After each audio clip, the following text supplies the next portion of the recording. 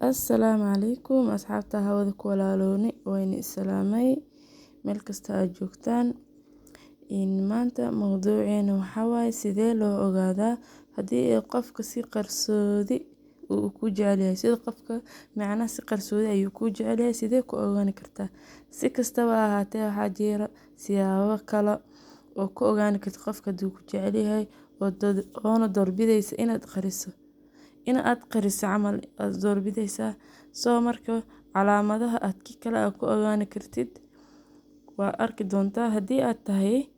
qofkaas mise qofkaas aad si qarsooni ah qof u jeceshahay waxaa waaye in calaamadahan hadda aan soo sheegay haddaad tahay boqolkiiba 90 in ahaatid ama ahaani doontaan ayaa filayaa marka waxaa waaye muuqaalka calaamada ugu horeysa aad qofka ku jaceylka waa muuqaalka micnaha aragtida qofka aad aragtid marka qofka jeceyl qabo waxay ku leedahay muuqaal ku duwan qofkaasi waxa si fudud ku garan kartaa inuu qofka qarsoodo camal isqariya si qarsoodi ah jaceylna kuga haya habka uu kugu eegayo aragtida ku fiirinayo waxaad ku ogaani doontaa inuu mar walba uu ku eegayo laakiin waxaa ku dadaali inuu ka ilaaliyo in aad dareento wuxuu ka ilaalinaya micnaha in aad dareentid laakiin aragti ahaan maanta dhan haddaa aad kala agfidid wuu ku fiirinaya si uu aadna u fahmin waa muuqaalka camal qofka aragtidiisa haddii aad tahay qof aad si joogto ah ula hadlaysid camal calaamado kale oo cadeyn kara haddii uu si qarsoodi ah ku jecel yahay hadduu ku eegayo marka hadlaysid camal afkaaga bishimahaada indhaha mu fiirinayo bishimahaada haddii aad fiirisid kuma fiirinayo soo waayo adiga fiirin kartaa laakiin asaga kuma fiirin karo adigoo fiirinayo camal waa qofka muuqaalkiisa aad ka fahmi muuqaalka qofka markuu ku hor joogo micnaha si qarsoodi ayuu asaga qofkaas uu ku jecel yahay laakiin kuma dareensiinayo asaga si uu adiga ku fahmin adna markaa hadlaysid afkaada ayuu fiirinayaa wajigaada uu fiirinayaa adigu kugu mashquula laakiin adiga markaa soo eegtid camal kuma fiirin karo waa muuqaalka watan oo maxaa la dhihi jiray koowaad midda xigtana waxaa waaye dhoola cadeynta waxaa kaloo ka oran kartaa oo wax badan oo ay ku siin kartaa jawaabta saxda ah sida su'aasha gacanta aad ku haysid dhoola cadeynta iyo sidoo kale muuqaalka qofka ku jecel mar walba wuu ku duunaani doonaa sidoo kale adigoo camal wax u sheegay camal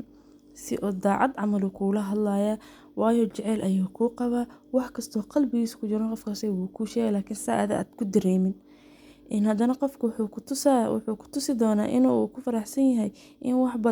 walba aad ku sameynay si aad wax kasta u sheegaysid camal uu dhago u hayo uu ku wanaajinayo daqiiqad kasta uu kula jooga camal taas waxaa ka mid ay tahay kaftamo ama si fudud uu ku eega indhahaada uu ku eegahay u dhoola cadeynaysa muujinaysa si aad u wanaagsan tahay inuu kula jooga camal micnaha kaama cajisaya saddexaad waxaa waaye bogaadin inta badan bogaadinta had iyo jeer waxay timaadaa kadib marka oo qadarin ama tafaashiis qofka waxaa ammaanaya ama u aragna quruxda iyo soo jiidashada laakiin marka aan hadda iyo jeerba u sameyno isla qofka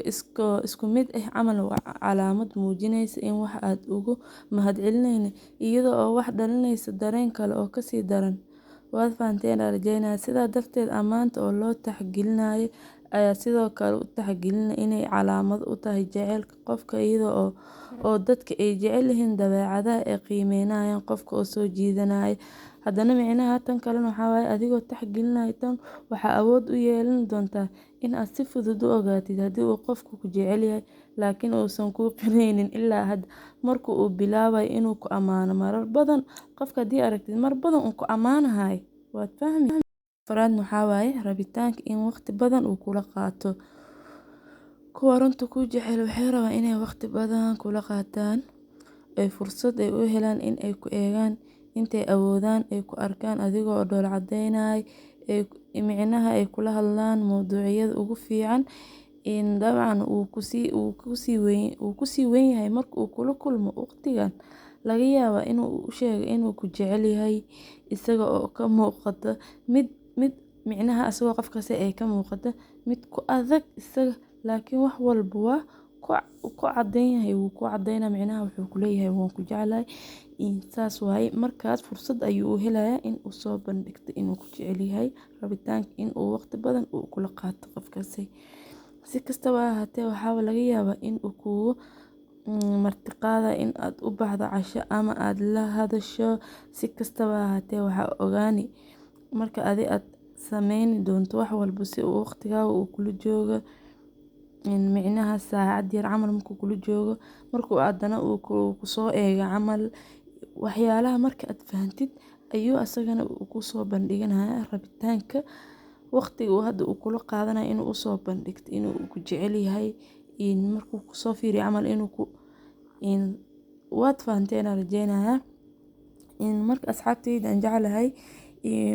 waa hadda mawduucin intaas ayuu ku egyahay.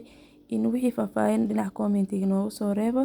Maxaa la dhihi jiray subscribe-tana noo saaro, asxaabtiina la sii wadaaga, share-tan waa inoo muhiim, like fara badan aan helna. Asxaabiya markasta tuugsi leh oo ku jirayna asxaabta idin kale wax naga dhigi kartaan, like-ta noo taabta si asxaab fara badan ay u aragto, ayniga arka subscribe-tana ayniga arka share-tana sidoo kale.